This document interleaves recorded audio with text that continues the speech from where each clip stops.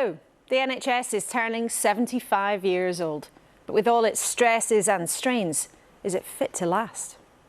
A day in the stands after a big plan for the NHS, alongside some other VIPs tucking into the spread. But hitting 75 is not the same as being in rude health. The NHS has the highest waiting lists on record, and plans for thousands more staff might not make much difference for years to come. We need more doctors and nurses to ease the pressures, and we need reform. So the pressure's on for both our main parties to show how they'd fix the health service. The longer the Conservatives are in power, the longer patients will wait. Labour has a plan to deliver the biggest expansion of NHS staff in history. A big birthday for our biggest institution is on the way. So our main question this morning, how confident can you be in the plans to fix the NHS? Amanda Pritchard, Chief of the NHS in England and the boss of more than 1 million people, is here for the first time. Labour's Bridget Phillipson is vying to make the grade with new plans to get the best teachers in our schools. And with the NHS at the top of the list, the Health Secretary, Steve Barclay, is here too. And we'll hear from the first female astronaut heading to the moon.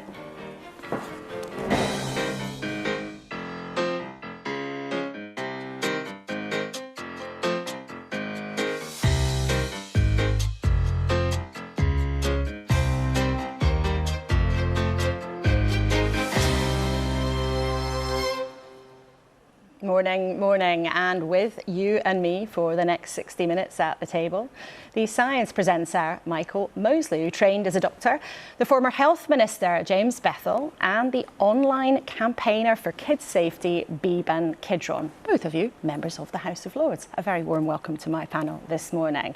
Now, it's interesting, if we take a look at the front pages this morning, they're all over the place actually in terms of stories. The Sunday Telegraph has a story about electricity pylons, but that picture that is almost everywhere of the Prime Minister, the future King, and the other future King stuffing his face with pizza at the cricket. That picture is in lots of the papers this morning. The Mirror leads on a story about the sixth suspect in the Stephen Lawrence murder case. That was a story that was broken by the BBC last week. Stephen's friend, whose name you might be familiar with, Dwayne Brooks, says the suspect was there when that terrible event took place.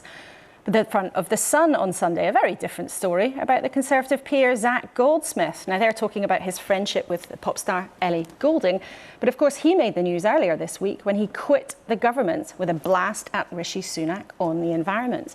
And our story here at the BBC this morning, leading the news, is the fifth night of rioting in France. We can show you some of these latest pictures from overnight trouble in the southern city of Marseille. Well, let's get on with our main topic of discussion this morning, because the NHS is turning 75 this week, which of itself is an extraordinary achievement. But everyone watching this morning, Michael, knows that a lot is going wrong. What would your diagnosis be? I think that, it's an interesting way forward, but I fear that they're really ignoring the main problem, which is the rising rates of obesity, and particularly in childhood, and what you do about that. And I made a series a couple of years ago, for Channel 4 called Who Made Britain Fat? And the short answer was, broadly speaking, ultra-processed food, junk food. At that time, Boris had nearly died from COVID. He seemed to have a plan, three pieces of the plan, including restricting the advertising of, junk food after the watershed. Almost everything has been ditched. One piece went through, everything else has been sort of pushed into long grass. And I'm sure we'll get to that role of government later in the programme. I mean, James, you were working at the Department of Health. How bad do you think things are right now? Well, I was there during the pandemic and I saw the NHS at its best. It is an institution that can innovate incredibly quickly, and I have no doubt about the commitment of the people who work there. I worry, though, that they've got the wrong doctrine. To echo these points, the doctrine is that we can operationally optimise the NHS, so sort of yo-ho, heave-ho, one last push and we can be a bit better.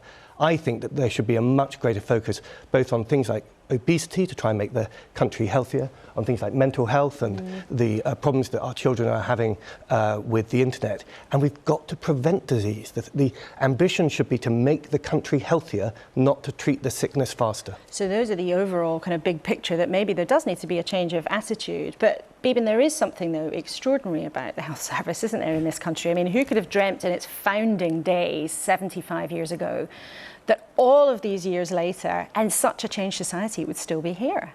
No, I mean, it's fantastic, and we all pay tribute to those people who work in the NHS.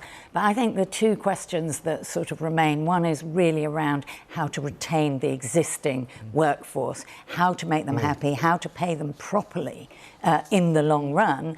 And the other thing is about social care. If every political party keeps on throwing that down the line, we'll never fix the NHS upstream. And that's certainly something we've talked a lot about in this studio, and I'm sure we'll pick up a bit later in the programme. And as Beeben was saying, the NHS is held in such deep affection, but we know from you it is a source of huge frustration too. Statistics suggest 90% of us do back the NHS, but satisfaction with services is the lowest it's ever been. And in the last few days, many of you, patients and staff, have been in touch with us here at the BBC to share some of the pride, but also some of the pain. I had an emergency C-section with my baby girl at the end of April, and unfortunately 4 weeks postpartum, I had an emergency appendectomy. Then, sadly, a week after that, we were readmitted to hospital with a virus for my baby. I really appreciated everything the NHS did for us. The unrelenting pressure faced on a daily basis, combined with a knock-on effect to patient care, ultimately led to me burning out. We need a healthy workforce to break this unsustainable cycle. Rapidly diagnosed with kidney cancer in November 2022. But since then I've had a very long and anxious and very frustrating wait with delays for surgery, which is not scheduled until later this month. It's not good enough, like. Well, the highs and some of the lows. The NHS treats 1 million people a day, and it has more than 1 million staff. Their boss, Amanda Pritchard, is the chief of NHS England, is here for the first time. We're delighted to have you with us at this special occasion for the NHS. I suppose initially, really straightforwardly, is the care people get right now good enough? Well, Laura, thank you for having me this morning. And I think it is a momentous week for the NHS for two reasons. One, we're coming up to our 75th birthday, but the other, we have just launched our long-term workforce plan. And actually, if we're going to talk about the care that people receive, I think it is helpful in some ways to look back and see what's happened over the last 75 years to get us here, but also just to think about what we've been through in the last few years. So with the COVID pandemic, with the busiest winter, certainly that I can recollect in my 25 years in the health service, and then with the ongoing pressures through industrial action. So it is a period of almost unprecedented challenge. And of course, patients are feeling that. We just heard Kevin talk about some of the frustration that he's experienced, and his frustrations are shared by, everyone who works in the NHS. Nobody wants anyone to wait a minute longer than they need to. But that's why we are doing so much, and have been over the last really 18 months or so, to really focus on recovering services and getting things back to a stage where we are able to meet exactly the sorts of needs that patients have. But right now it's not good enough. Well, right now, it's absolutely the case that some people, many people are waiting far longer than they would like, but also that we would like. Are you frustrated? You used the word frustration. Well, I think it's back to just being really clear that everyone in the NHS shares the same desire to treat people as quickly as possible, without delay, to be able to give patients exactly the care that they would themselves want. Don't forget, as you say, we've got 1.3 million people work for the NHS. Many of them are patients as well. I'm a patient as well as a member of staff. And so, we all want the best for our colleagues. We all want the best for our staff. But what we're doing is recognising, I think, as our medical director said, right back at the beginning of the pandemic, he said it would be at least a 5-year journey. So we're only 3 years in, and we've already made big strides, in particularly bringing down some of our longest waits, whilst also innovating and working differently so that we can be more sustainable for the long term. And we'll as well. talk about the long term a bit later on, but right now then it will be another 2 years before people can expect things to be back at a decent level. Well, I think recovery takes time. So at the moment we've seen real progress, particularly with the longest waits, so virtually eliminated 2-year waits. We've reduced the number of people waiting over 78 weeks by 90%. We're on to the next big challenge, but which to be is really 65 explicit on that, weeks. though, you said a moment ago, it would be 5 years to get back to normal after the pandemic. We're 2 years into it. People are going to have to wait another few years before we can expect things to be as good as you would like them to be. So I think specifically on waiting times, what we've always recognised, in fact, when the previous Secretary of State announced the recovery plan back last year, 18 months ago, he said very clearly, look, waiting lists are going to go up before they come down, but we are still on track to deliver the fastest reduction, the fastest improvement in waiting times in our history. But it is not an overnight thing. It's not a magic wand. And they are at record wand. levels, so you can look forward to them coming down, but they are right now at record levels, and that's having such consequences for people. One of our viewers, Stephen from Harrow, got in touch to tell us he's been told his 4-year-old son will have to wait between 50 and 70 weeks, more than a year, for a 4-year-old. So like lots of people around the country, they're now thinking, should they pay £3,000 for private treatment? I mean, what would your advice to someone like that be? So I absolutely get the frustration. And as I say, you know, I'm a patient as well. My own family are going through different bits of treatment for different things and experiencing waiting on the other side. But what I would just reassure people is, you know, this isn't an overnight fix. But we are, and I speak for all my colleagues in the health service, working tirelessly to make sure that what we have done, which is set out the most ambitious recovery plan in our history, we are continuing to deliver. And nobody doubts your motivation. So no one's saying, and just to be clear, no one's saying that this is going to be something where, you know, it's anything other than a combination of just continuing to deliver that reduction from the longest waits down, which we've made big improvements in already, as well as, you know, we have to do this. We have to keep innovating and doing things differently. And we'll come to the long term later, but this is a problem of right now. What should someone in that kind of situation do? Should they scrape to try and find £3,000, or should they wait more than a year for treatment for their 4-year-old? So, children and young people is an area of particular focus for us. We know that the pandemic hit kids really badly. I'm sure it's something we'll come on with your other guests to talk about. So it's been particularly the case in mental health services as well as physical health services. But we are focusing on children and young people as a particular focus area as we bring down weights overall. So I'm really sorry to hear about that particular example, but what I can say is we're already making big progress in reducing the longest waits. We're on next to making sure we're doing the next thing and to bringing us down to 65 weeks. We're continuing to focus on the most urgent patients, and we are doing things differently. So we're bringing diagnostics into the community with new community diagnostic centres. We're doing things like robotic surgery. We're using AI to speed up the way that we can diagnose. So all the time, we're also not just bringing weights down by doing things traditional ways. We're doing things differently as well to innovate, to make sure we are speeding up recovery as much as we can. And we've heard a lot this week about the long-term workforce plan for thousands more doctors and nurses in the future. But what has been announced this week that would stop a junior doctor getting on a plane to go to Australia where they can earn more and work less, or would stop a nurse looking at their pay packet and go, you know what, I can get a job at the supermarket, we've heard here in this studio, that's going to pay me more than those tough shifts in the wards? So I think, there's a lot in that question, and we should probably talk about, in a moment, you'll want to talk about industrial action, I'm sure, but you would expect me, I think, as Chief Executive of the NHS to say, I will always want, NHS staff to be appropriately recognised for their skill, for their dedication, but pay is a matter for government and the unions. So what we have done, my job, is to make sure that in the long-term plan, we have done something which does speak to today, but also for the first time ever, actually gives us a path to a sustainable staffing model for the NHS. And that matters for and you're staff in the NHS but right now as well. Right now there are 1 in 10 vacancies. Yeah. How have you allowed that to happen? Yeah. Well, so that's part of why the fact that for the first time ever we've now got a chance to do long-term workforce planning makes such a big difference. But how have you allowed it to get to this situation where 1 in 10 posts across the NHS is vacant?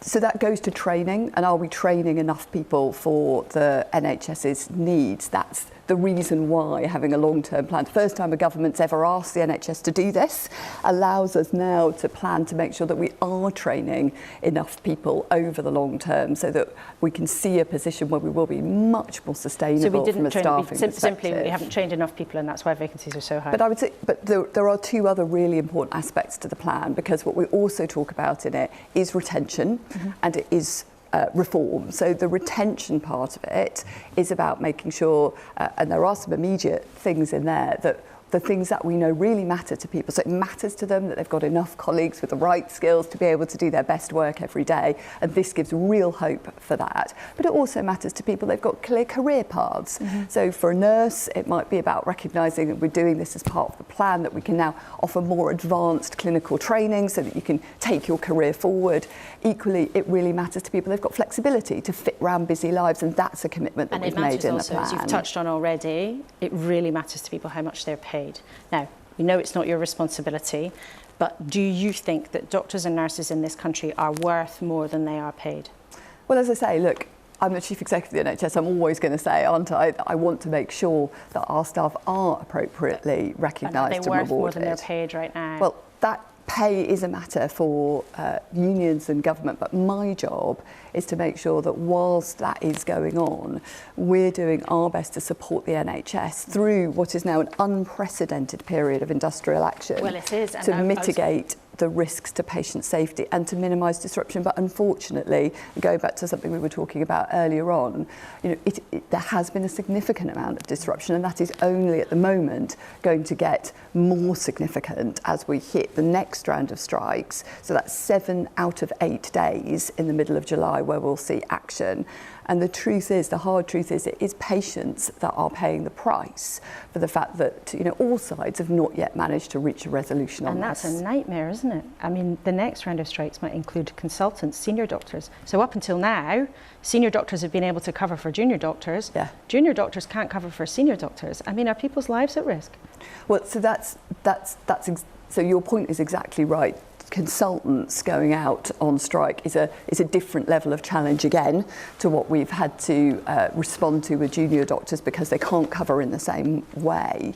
But our priority has always been, through all these periods of industrial action, to work with colleagues across the NHS and unions to make sure that patient safety is mitigated and those risks are mitigated as much as possible. Should people stay away from hospital if the standard of care that they can expect is just not going to be there? You know, logically from what you've said, the standard of treatment is not going to be available. Should people stay away? Well, the commitment so far, I have to say, from unions as well as from across the NHS has been to prioritise patient safety, and the messages we would always continue to give, apart from use NHS services sensibly, of course, and what that means is, you know, if you can go to a local pharmacist, as you increasingly can for your routine care, or go to your GP, you know, do so. But if you need the NHS, absolutely please come forward. Services will be running, particularly urgent emergency care services will be running, and we will all be doing everything we can to ensure patient safety. Have you got any sense of optimism about when the strikes will be sorted? I mean, you sound like you're very worried about the situation. When do you think they'll be sorted? Well, I think that's a conversation you might want to have with the Secretary of State later on in the programme, because I wouldn't have Would you call on them to get on with it? Because clearly patients are being put at risk by this, from what you've said. Well, so there is no doubt that the sooner that we can bring this to a resolution, the better for patients, because we've already had well over 500,000 appointments rescheduled as a consequence of industrial action. And I've been, you know, as a junior manager, I was there ringing patients, having to tell them that their appointments were being changed, and it's a heartbreaking thing to do, and I know how frustrating that is for patients. So the sooner that we can bring this to an end, the better. We can't let it become business as usual for the NHS. We've been looking at the NHS in the last couple of days in quite a lot of detail, and there's something interesting going on. You know, you've got more staff than you've ever had before, you've got more money than you've ever had before, and yet so many of the indicators are going in the wrong direction, and actually fewer people have been treated. Now that doesn't sound like an organisation that's being well run.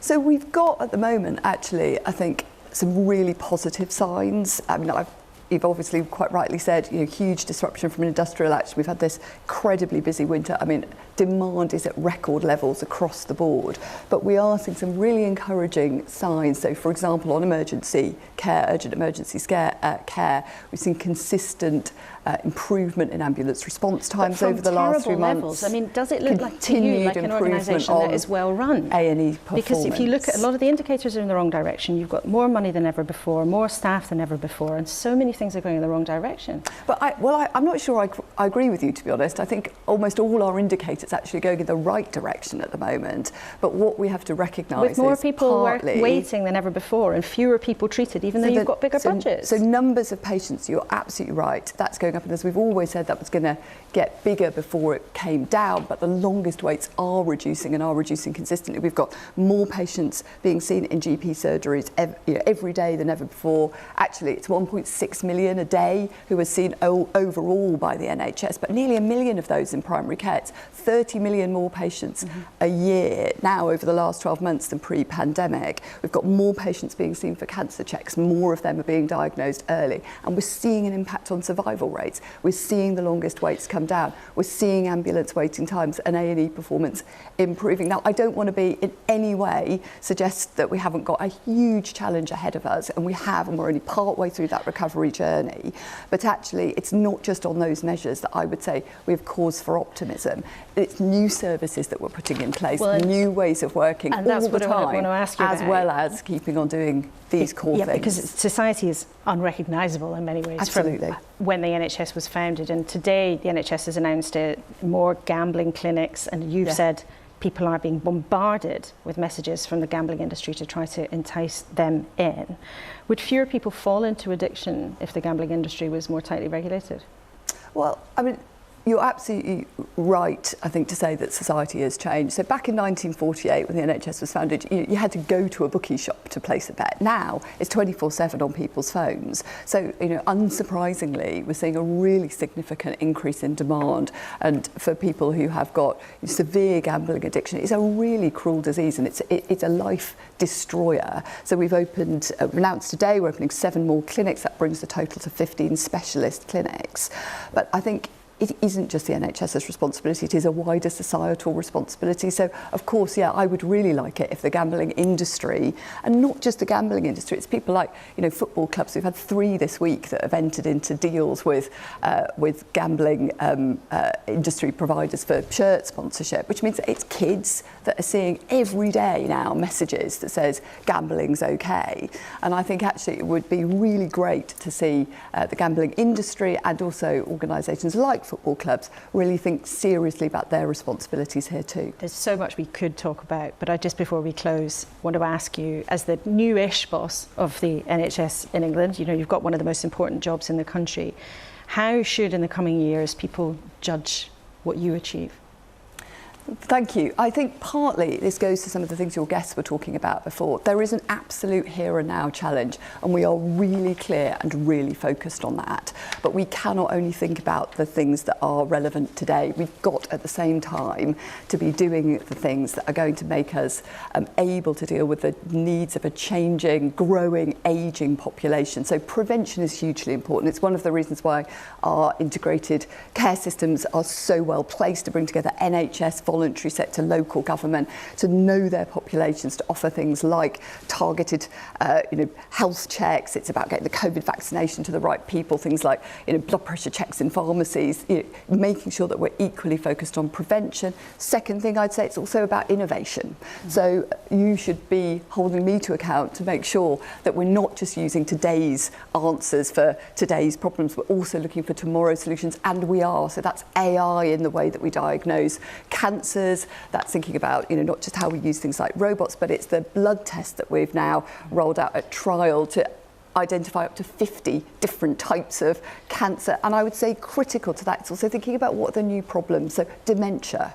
We've got potentially 1 million people in this country who've got dementia now. It's the biggest killer in the UK. So early trial, it's some early indications are that there are things that could be effective to help to delay the progression of Alzheimer's. So what am I doing about that was hugely complicated. We've got to wait for the green light if there is one. Regulators have got a job to do to work out whether or not it's, the benefits, the risk, the cost benefit. But we are already thinking about, and we're already thinking about what would it take in terms of scanning capacity, what would it take in terms of the ability to actually deliver these drugs. And I've set up a team in NHS England already working with colleagues so that we get ahead and we're ready if we get the green light. That's quite some to-do list, and we know you're extremely busy with all of that, and I hope you'll come back soon to tell us about some other of those projects as they develop. But it's been great having you with us this morning at such a busy time. Amanda Pritchard, thank you very much indeed. Well, what did you think of what she said? Of course, you can let us know. Send me an email,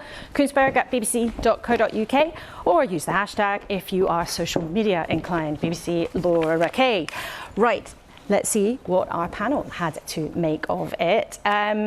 Michael, as somebody who watches the NHS closely, lots of experience of it, do you think that she really addressed how critical things are right now? I mean, obviously, going forward is hugely important. She talked about retention. I qualified in the 80s, and recently I had a reunion with my colleagues who'd been there, then in their late 50s, thinking about early retirement, and I kind of went round and said, what is it that's going to keep you in the NHS? And they said the thing that's primarily driving them out was actually fear of litigation, of being sued. That was number one, of, patients deciding that they've been badly treated, whether they had or not, and then the whole process incredibly long and tedious. My wife's GP, and she's been through 2 complaint procedures without any merit, but that basically would have kicked her out the NHS in no time at all. So it's not an area that's been addressed at all. I have a son who's just come back from Australia. He went there for a couple of years. He has come back because he misses friends and family. But loads of my contemporaries went off to Australia and the States and never came back. About 10-15% of the year.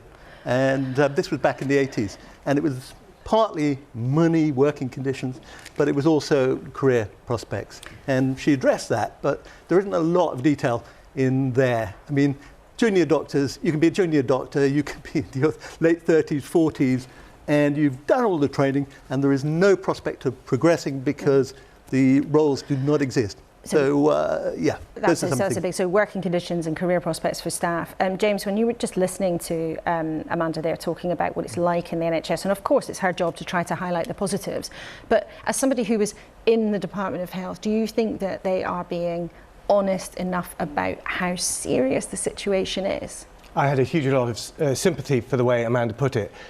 She is right that the service that the NHS delivers to patients is very high standard. It's a really great national service. It just doesn't deliver it to everyone. And you had that clip from Kevin, who was waiting for kidney treatment for 8, 9, 10 months. That, Laura, is rationing. That is not a logical clinical decision. If someone has a need for an operation and you simply don't have the resources to give them what they need, then you're going beyond the important protocols of allocating scarce resources in the best way possible, and you're being defined by the amount of resources you have available. It's interesting you use that word, because often it's a word that politicians and people in the health sector might use privately. They say actually basically waiting lists are like rationing, but you now are saying that publicly as someone who's been a health minister. I think that there is a difference between reasonable allocation of resources and making tough decisions, which is part of everyday life, and having to cope with a system that's overwhelmed with illness. It breaks my heart to be talking about gambling clinics and spending money mopping up the waste from gambling and casinos when there's someone waiting for a kidney operation. That makes no sense at all. That is not a way that we're scapegoating the NHS with far too much of society's problems, and they can't cope with all the illness there is in society. And I'll talk to Biban in a second, but a lot of people would say your party, the Conservative Party, bear some of the responsibility for that because they haven't regulated in the way that some medics and some campaigning groups have wanted. Well, these are challenges that are faced by all Western governments at the same time. That wasn't my question. We are living with the consequences of the way that the NHS was designed in its very early days. But you are right that this government should be doing more to change the environment in which people live. We need to have an environment where we get rid of the dirty air, the junk food, the gambling, the toxic workplaces, so that overall the population is healthier. The NHS can't possibly cope if we don't do that. You're referring to dementia, which is now #1 killer of women in the UK, the most dramatic thing that ever happened to dementia was banning smoking in pubs. You saw in the years afterwards rates of dementia drop, rates of heart disease dropped, and then they started to rise because people have started to put on weight. But that was in some ways a really simple thing to do, but it was also in some ways a very brave thing to do, but it had a dramatic effect. Well, let's talk about a different kind of regulation. So our viewers will remember, Biba, and you've been with us a couple of times before when we've talked about the harm that people being online is doing, particularly to children, and you've been working very closely on that, the laws as they rumble through Parliament. So where are things at now? And actually, should we look at it like a health problem? I definitely think we should look at it as a health problem, and it's interesting, this conversation. We're talking about what is business outsourcing into public services. What are public services, in this case the NHS, maybe the education sector, are picking up from the lack of regulation. I'm happy to report, for once, that we are making some progress on the online safety bill, and you will remember Judy Thomas coming on this programme, and there was she had lost her daughter, and there was not a dry eye in the studio. Now, the government have come forward and have agreed that coroners will get access to data as a result of the bill. I think it is a huge step forward. But the real thing is we want less dead children. Very important that we actually have these humane routes, and the bereaved families for online safety, I pay tribute to them. They have absolutely been there every step of the way as we have fought for safety by design. And as a result of all of that, we are going to get rules of the road around age checking, and it has to be effective for pornography and for high risk situations like self-harm and suicide. Government have brought forward some new offences around intimate image sharing, and we are really making progress on making sure that AI harms are treated as harms. Doesn't matter whether a human being or a machine created it, it's harmful to kids, it's in the bill. So we are making progress, still a bit of work to do. And I think that one thing I will pick up from what was just said is the lack of provision around mental health services for children. They're not close enough, they're not quick enough, and there's not enough of it when you finally get access. And I think that is a now problem, not a in 15 years problem. Okay, well, the problems of today quickly become the problems of tomorrow if they're not dealt with, as Amanda Pritchard was suggesting, but really interesting. I think actually, for once, our panel is agreeing on a lot this morning, which is a nice thing in political conversation. Thank you all very much indeed for now. Now, as we've heard, it is 75 years since the NHS was founded, but believe it or not, it is more than 25 years ago since this. Ask me my 3 main priorities for government, and I tell you, education, education, and education. Well, tomorrow the now opposition leader on the up, Keir Starmer, will make his big promises for our classrooms. And the woman who wants to be Labour's next Education Secretary is Bridget Phillipson, and she's back with us this morning. Hi. Thank you for coming in to talk to us today. Now, you're announcing today you want to bring in payments to encourage teachers to stay in the classroom after they've done a couple of years, I think £2,400. But the government's been doing this for years in a variety of different ways, and teachers seem to be leaving in droves. So why do you think it would work? So this week, together with Keir Starmer, I'm setting out Labour's mission around education and opportunity and how we break down those barriers that exist for too many of our young people. I want to make sure that background doesn't limit you getting on. A really important part of how I believe we can deliver that is making sure we have excellent teachers in every classroom. So first of all, making sure that all new teachers coming into the profession are qualified teachers. That isn't the situation at the moment. Alongside that, reforming the very complicated set of different systems and arrangements that we have for different payments that are made to teachers. But in addition, extra payments, incentive payments for teachers who've completed their first 2 years of that new early careers framework, because I think the best recruitment strategy is about having a great retention strategy, and at the moment we face a really big challenge. But as I said, the government's had different forms of this for quite a long time. So there's been, I think, £5,000 was dangled once for maths teachers to stay on, and different amounts in different subjects. And in some subjects like art and PE, I think you have more than enough teachers. So why would it make any difference to offer everybody a bung to stay on? Because that doesn't seem to be working. It's about respecting and valuing the professionalism of teachers. What I hear the length and breadth of the country, and I've been in this post now for just over 18 months, I had lots of time to speak to teachers and school leaders. What they tell me is that they want the status of teaching restored once more. I want to reset that relationship between government and the profession, and I want to make sure that all children have an excellent teacher in the front of their classroom. But on that specific question, on the different payments that are there, we need to bring together and consolidate that very complicated landscape where different pots of money are used for that. But I think when people have trained as a teacher and they've done that 2 years of really important professional development and training, I think that should be recognised at the end. I think that the change that we've seen around that is welcome, but we don't see enough support at the end of that process. This isn't the only change that we need to see, to be clear. We need to put better support into our schools around mental health provision. Lots of teachers will tell me that they're dealing with more and more challenges for young people, and they don't feel necessarily that confident, and they're not the professionals to deliver it.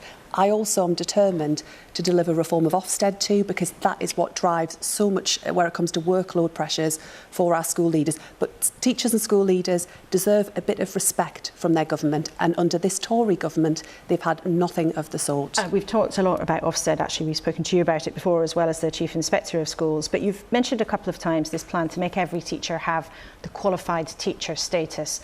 But it is already the case that most teachers have that, but also there are lots of extremely good schools where teachers don't have to have it, because in academy schools, for example, lots of successful ones of them all around the country, or in private schools, lots of successful ones of them all around the country, people don't have to have that certificate. So what is the merit in making everybody have the same piece of paper? Because it's about respecting teaching as a skilled profession and making sure that all teachers have the ability to engage in ongoing professional development and training. The most effective way that you get better outcomes for children in schools is by having brilliant teachers. All of the evidence is clear about that. There are currently 14,000 teachers working across our schools who are not fully qualified. Mm-hmm. As a parent, I would like the children in front of my children, the teachers in front of my children, to be fully qualified. They work really hard, and that is what parents would, and that's what parents would want too. The qualified but it's about the teacher. It's about the new teachers coming in. I don't want to see teachers leaving. We can't accommodate. We can't deal with anyone leaving the profession at the moment. But new teachers who are coming into the profession, the expectation is when they are working in state schools, maintained schools or academies, they will be required to have or be working towards qualified teacher status. And you are right to say that lots of people are leaving. I mean, we can show our viewers the numbers are absolutely staggering. It was almost 44,000 left the profession just last year alone. But what's your evidence that forcing everybody working in a state school to have this piece of paper, this certification, would actually make any difference and stop them leaving? Most of them have already got this qualification, and yet that many have left. That's why what I'm setting out today is a range of different measures. I think it's about firstly raising the status and standing of teaching, expecting all teachers to be qualified. But what's your evidence that this change would make any difference? All of the evidence is very clear that the quality of teaching is the single biggest way you get better outcomes for children where it comes to what happens within the school. But what's your evidence that this change would make any difference to that? Because I think it is clear that the evidence is pushing at that in terms of the quality of teaching being the most effective intervention. I think parents would expect it too, and it will be a vital means by which we drive up standards in our schools. But of course there are other changes, as I say, right across the board that we need to see alongside that. This is the first part of what we're setting out this week around Labour's very ambitious plans to make sure that no matter where you're from, no matter what your background, you get the chance to get on in life. That's what really matters to me. That will be my priority if I were Education Secretary, because I know how important education is. It transformed my life.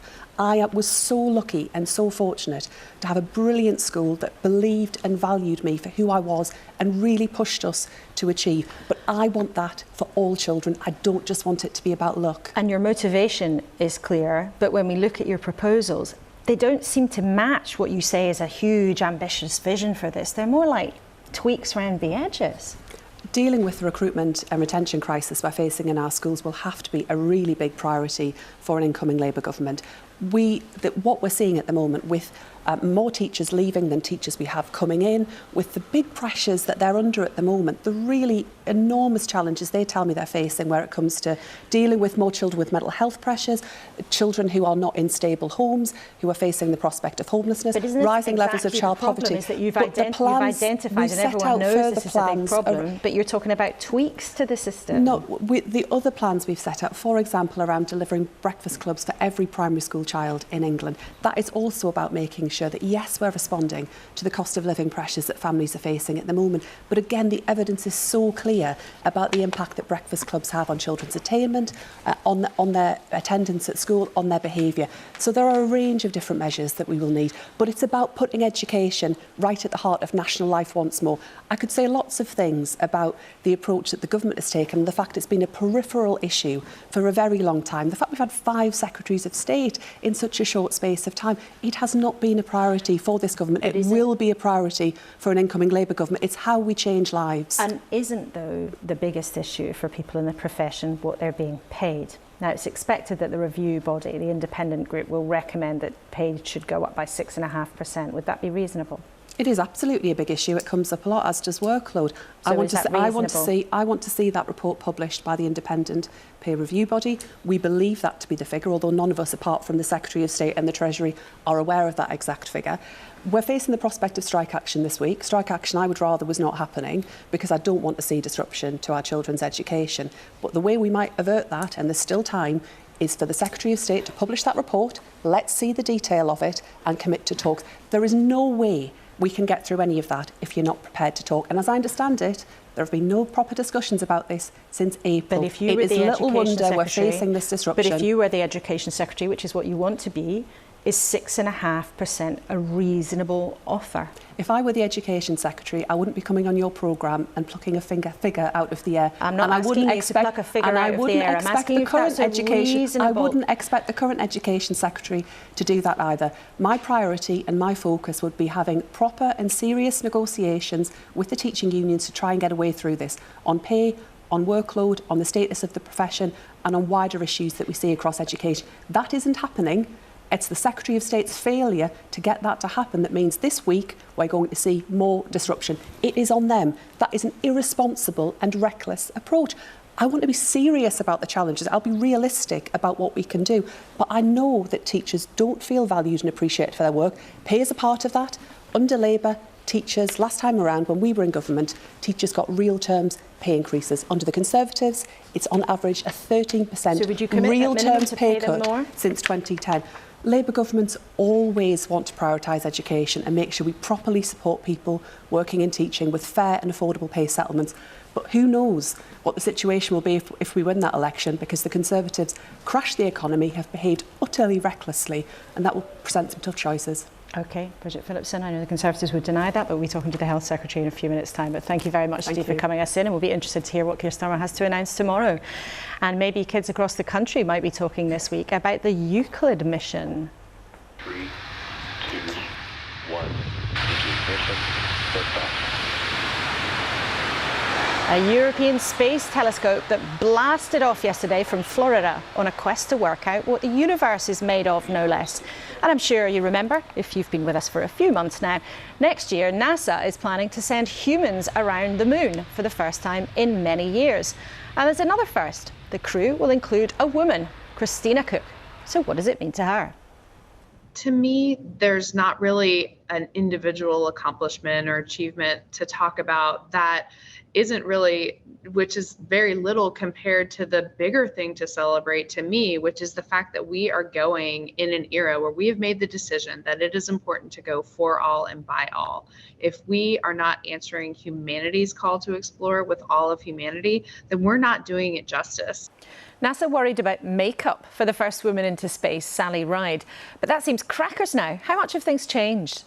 Yeah, I think, interestingly, the human side of human spaceflight often has a lot of things like that. One thing we pick out is the hairbrush that we're going to want in space. We make sure that all of the things that we need to be comfortable living and working in a high demand environment that we have access to. And whatever that means for anyone, it's really need to be a part of an organization that recognizes that importance. So to me, that's one of the big things that has changed.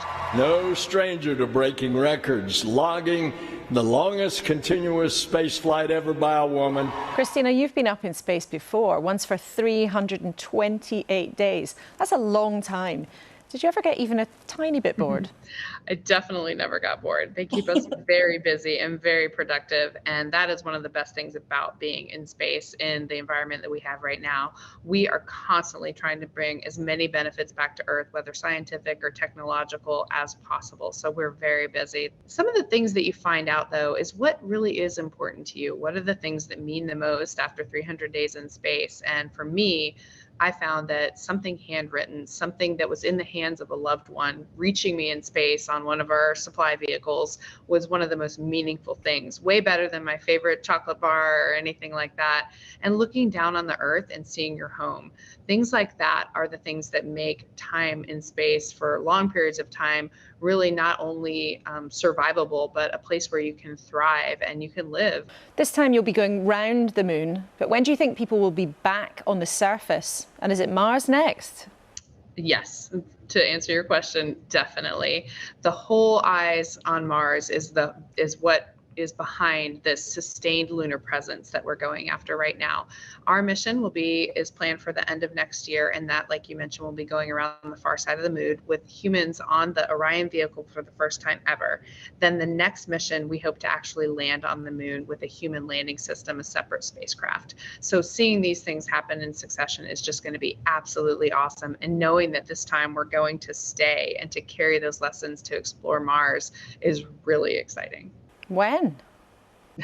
I think, the schedule for going to Mars is in the 2030s, late 2030s. And I think the important thing is on all these missions, we'll go when the mission is ready, where it's really important that they're successful and that they don't go before the crew, the engineers, the vehicle are all ready for those missions. Do you want to be the first person on Mars? Of course. What's it like walking in space? Doing a spacewalk is a supreme honor and experience. It's like nothing that you can describe. Looking down and seeing your boots against the backdrop of a brightly lit Earth flying by at 17,500 miles per hour, 250 miles below your feet is a feeling like no other. But the real joy of it is the career culmination, bringing everything together, consolidating every skill that you've ever learned, every dream that you've ever had, and putting it there in completing this mental, physical challenge. Okay, Christina, thank you so much for talking to us.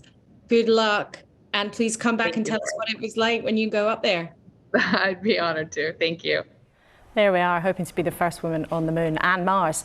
Now, as we've talked about a lot this morning, the NHS will hit 75 years old on Wednesday, and the government spent a few days boasting about the plan to hire many thousands more doctors and nurses in the years to come.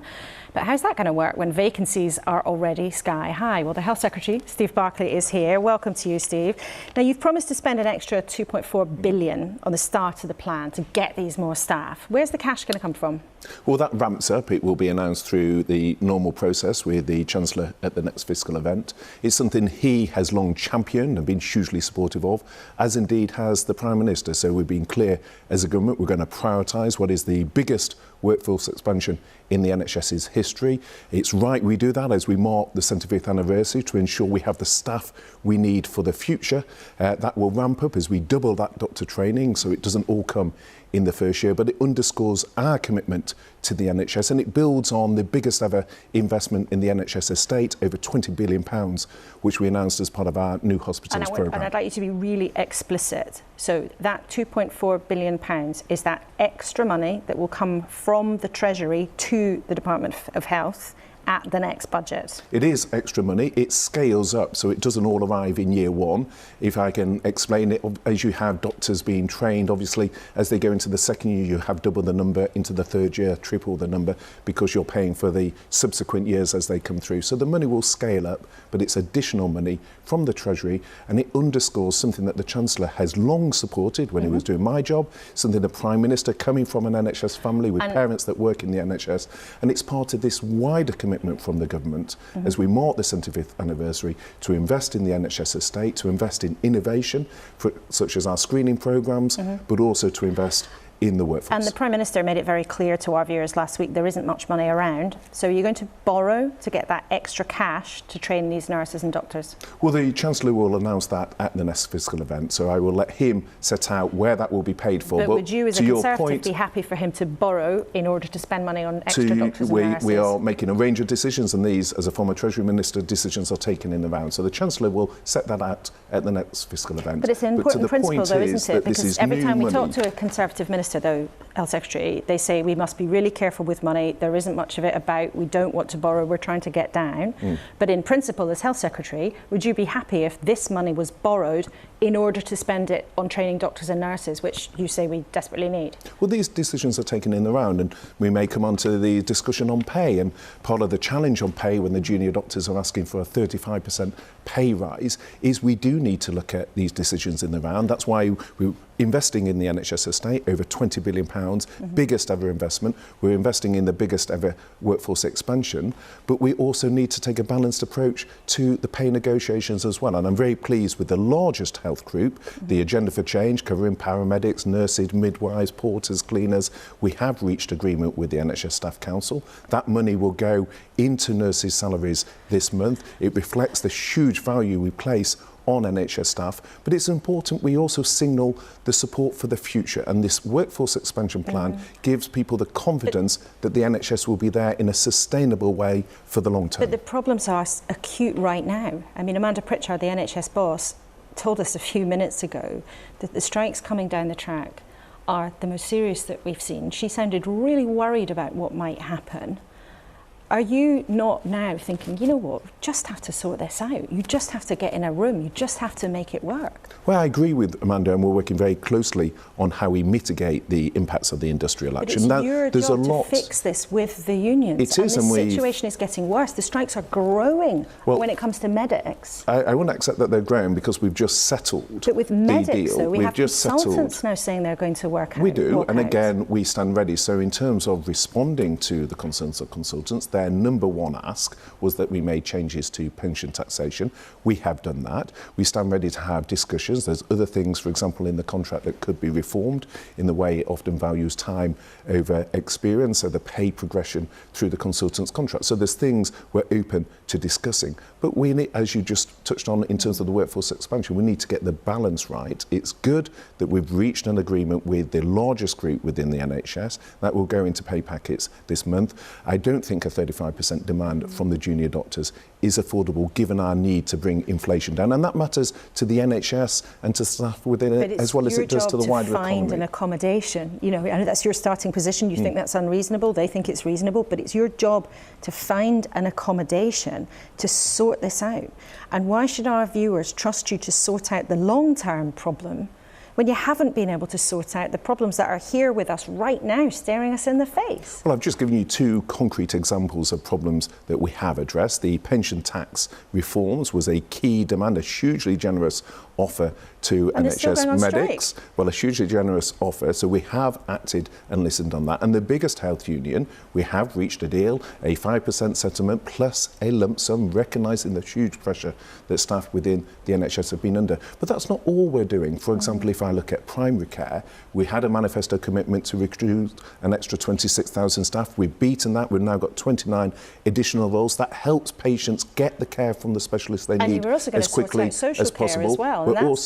We're also investing in pharmacy first, so people can access care quicker there, and we're on track to deliver our manifesto commitment in terms of extra nurses. But you are not going to deliver on what many people would say is the biggest problem of all on social care. And I think right now there's still around 13,000 people in beds in hospital who do not need to be there because there isn't care for them in the community.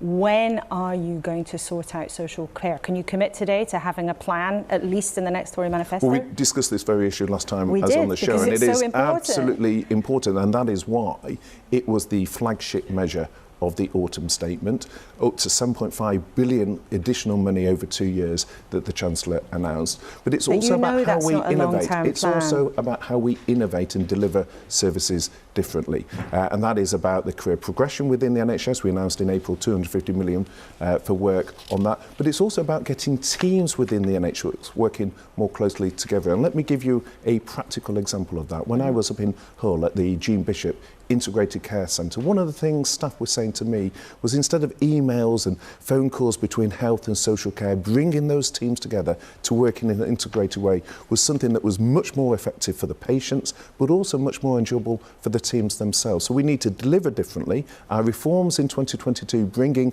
health and social care together through the integrated care boards, is all part of that much wider integration between health and social care. Okay, just finally, people have seen overnight quite disturbing pictures of things that are going on in France, riots in the southern city of Marseille. And I'd ask this question because there'll be lots of people looking at that now and, you know, planning their summer holidays and thinking, should I go? Should Brits travel to France at the moment? Well, it's something the Foreign Office is monitoring extremely closely. They keep very regular updates on the FCO website. So what I would urge viewers is to look at the Foreign Office guidance that will be updated on a regular basis, and that will give people the information they need. Okay, Health Secretary Steve Barclay, thanks very much indeed for coming in on a busy week for you.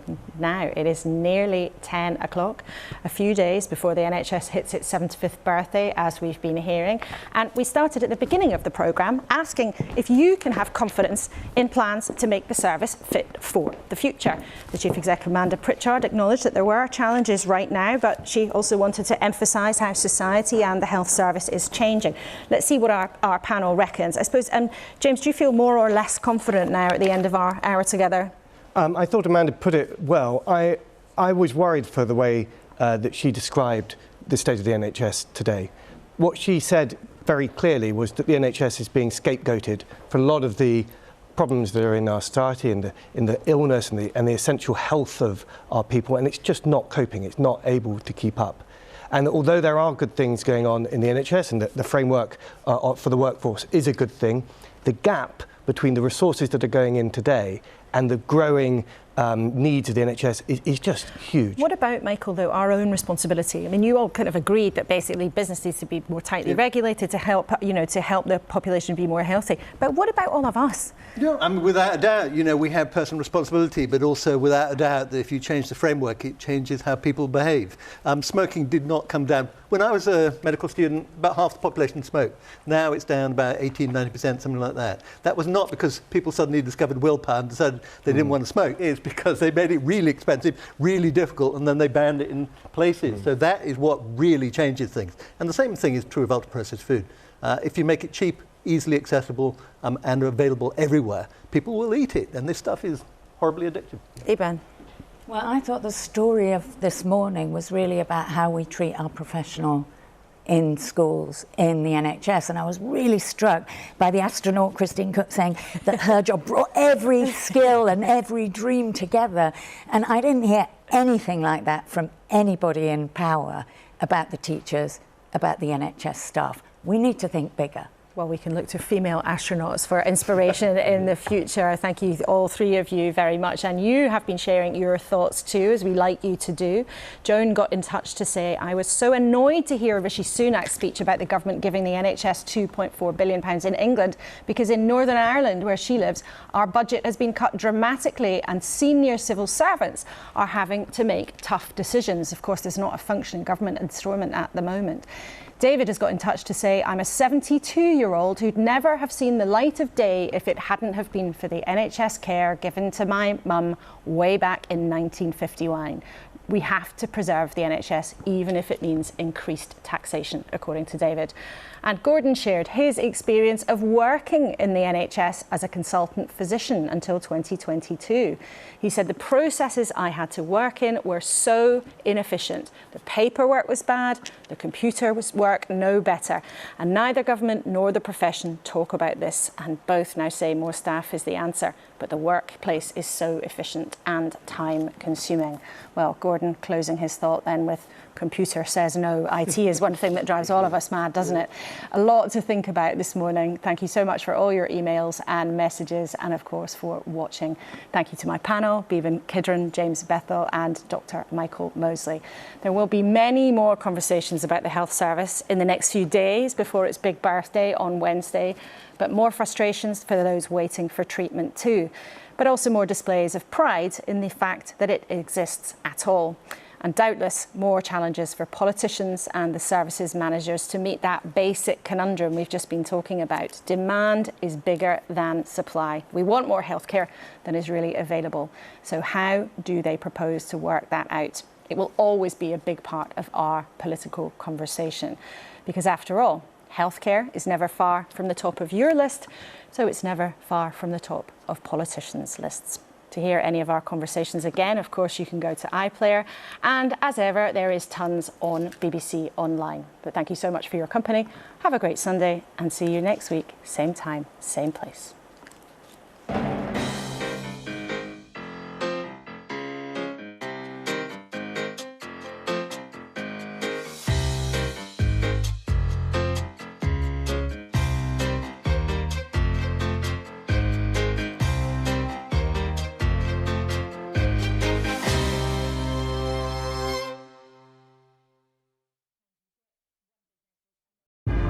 Nobody's good at war.